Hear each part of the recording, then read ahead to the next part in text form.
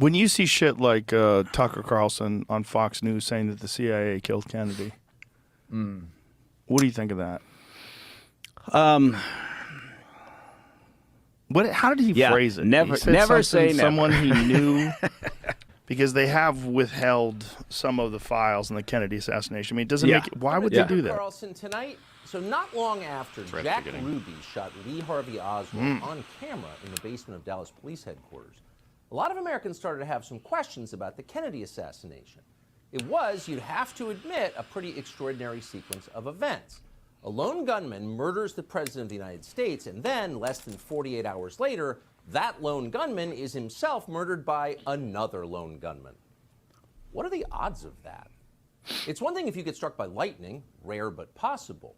But if every member of your family also gets struck by lightning all on different days, you might begin to suspect these are not entirely natural events. But oh, replied the U.S. government, they are. This bizarre chain of killings was all entirely natural. So less than a year after the JFK assassination, the Johnson White House released something called the Warren Commission report. And the report concluded that while their motives remained unclear, both Lee Oswald and Jack Ruby had acted alone. No one helped them. There was no conspiracy of any kind. Case closed. Time to move on. And many Americans did move on. At the time, they had no idea how shoddy and corrupt the Warren Commission was. It would be nearly 50 years before the CIA admitted under duress that, in fact, it had withheld information from investigators about its relationship with Lee Harvey Oswald. But even then, at the time, before that was known, the government's explanation didn't seem entirely plausible, and some people started asking obvious questions about it. It was at that point, as Americans started to doubt the official story, that the term conspiracy theory entered our lexicon. As Professor Lance DeHaven Smith points out in his book on the subject, the term conspiracy theory did not exist as a phrase in everyday American conversation before 1964. In 1964, the year the Warren Commission issued its report, the New York Times published 5 stories in which conspiracy theory appeared. Now today, of course, the term conspiracy theory appears in pretty much every New York Times story about American politics. It's wielded, now as then, as a weapon against anyone who asks questions the government doesn't feel like answering. But despite 60 years of name-calling, those questions have not disappeared. In fact, they have multiplied with time. And here's one of them.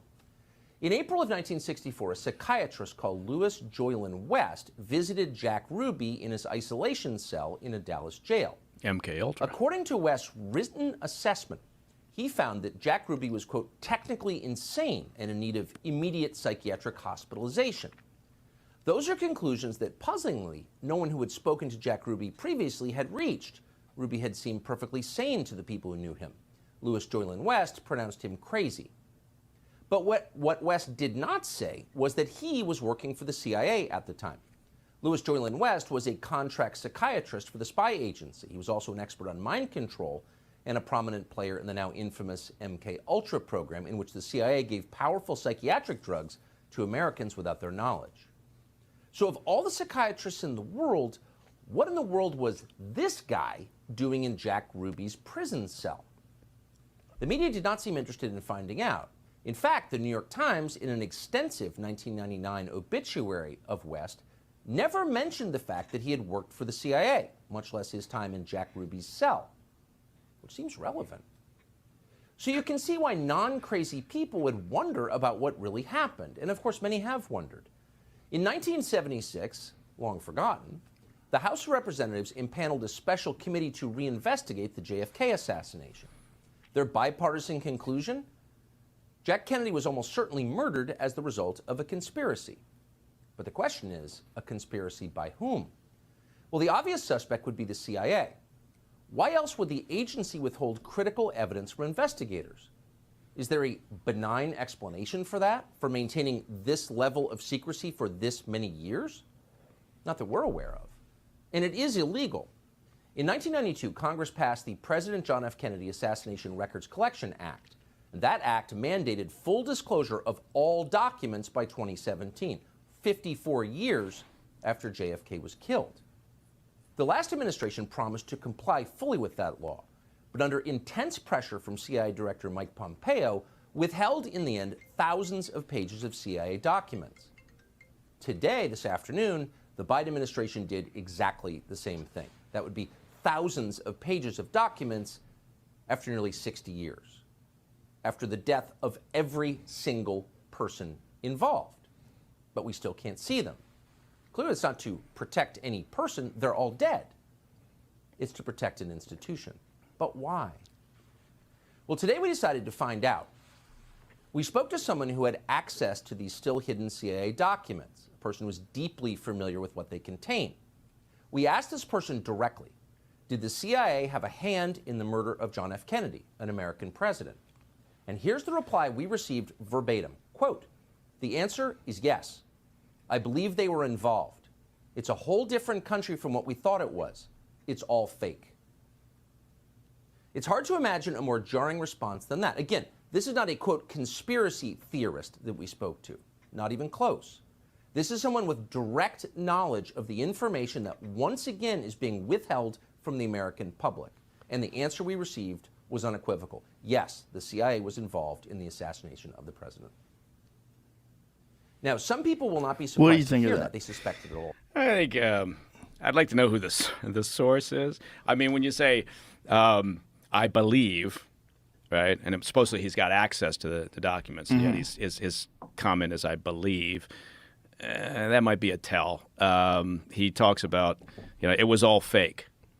Sounds a little bit like a conspiracy theorist, even though Tucker says he's not one. So, without knowing who this source is and why he's got access to this and how they managed to find him, I'm skeptical about everything anyway. Doesn't mean that there couldn't be some connection, right? Again, never say never. I don't know. But look, Oswald, there was, when you say, well, why would the agency not want papers released? My mind immediately goes to, well, maybe because there's something related to Oswald's dealings with the Russians, right? I mean, Oswald lived in St. Pete. He traveled down at one point down to Mexico to meet with the Russians. He was desperate to try to prove his worth to the Russians, right? And that was part of his motivation, part of what he was doing. So I don't know. I'm just saying I tend not to be the sort of person that would watch that and go, oh, my God, it's true. My thought is, well, who the fuck is the source? Right. And so unless, the guy is willing to out himself, and at this stage, if, given what Tucker said, hey, everybody's dead, fine, come forward. If you've got information like that, then maybe it's incumbent upon you to come out and talk about it, right? And if that's the case and it turns out to be true, then yeah, fuck. Yeah, I thought it was weird that he put that on television and just said a source who had direct information.